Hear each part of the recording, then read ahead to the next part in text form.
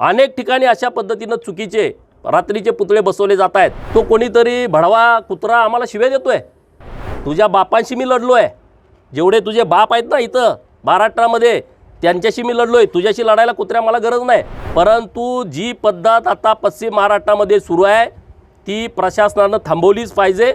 छत्रपती शिवाजी महाराजांच्या पुतळ्याची जबाब माझ्यावर सोपवा। देवस्थानच्या परिसरामध्ये चुकीच्या पद्धतीनं रात्रीचा आणून पुतळा बसवताय, ही गोष्ट कदापि सहन केली जाणार नाही। काय केलं? महाराष्ट्र का पेटू शकतो? अनेक ठिकाणी अशा पद्धतीनं चुकीचे रात्रीचे पुतळे बसवले जात आहेत आणि हे जे सगळं सुरू आहे, एका बाजूला म्हणायचं धनगर समाजाच्या आरक्षणाला आमचा पाठिंबा आहे, दुसऱ्या बाजूला त्यांचे आराध्य दैवत आहे तिथं जाऊन तुम्ही खोड्या काढायच्या आणि धनगर आणि मराठा समाज जो गुन्ह्या गोविंदानं पश्चिम महाराष्ट्रामध्ये नांदतोय त्याच्यामध्ये फूट पाडायची। हे कोण करतंय? याच्या मुळामध्ये पोलिसांनी जावं। तो कोणीतरी भडवा कुत्रा आम्हाला शिव्या देतोय। भोसडीच्या समोर ये ना, कालपासून तुझा फोन बंद आहे। तुझ्यात एवढा दम आहे, तुझ्यात एवढी ताकद आहे, तुझ्यात एवढी क्षमता आहे, भडव्या तुला इतिहास माहीत आहे का? तू आज ज्या पद्धतीनं भाषणं करतोय, पोलिसांचे कपडे काढून मारतो, माननीय मुख्यमंत्री देवाभाऊंच्या बद्दल बोलतोयस, आम्हाला आई बहिणीनं शिव्या देतोयस, तुझ्यात हिंमत आहे पुढे ये। कालपासून फोन स्विच ऑफ करून तू बसलाय। तुझ्या बापांशी मी लढलोय, जेवढे तुझे बाप आहेत ना इथं महाराष्ट्रामध्ये त्यांच्याशी मी लढलोय। तुझ्याशी लढायला कुत्र्या मला गरज नाही। आमची पोरच तुझी चड्डी काढून टाकतील, त्यामुळे तू त्या भानगडीत पडू नको।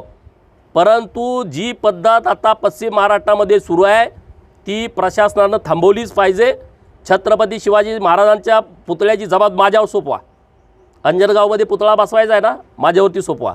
अरे 5-10 हजार ढोल घेऊन आम्ही तिथं बसवतो पुतळा, पण ज्या पद्धतीनं तुम्ही खेलोबा देवस्थानच्या परिसरामध्ये चुकीच्या पद्धतीनं रात्रीचा आणून पुतळा बसवताय, ही गोष्ट कदापि सहन केली जाणार नाही।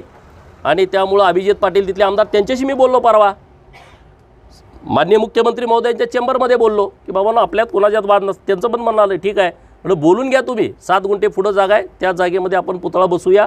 त्यांचंही बोलणं झालं। परत वाद करणं, दगडफेक करणं, गाड्या उलट्या करून टाकल्या पोलिसांच्या।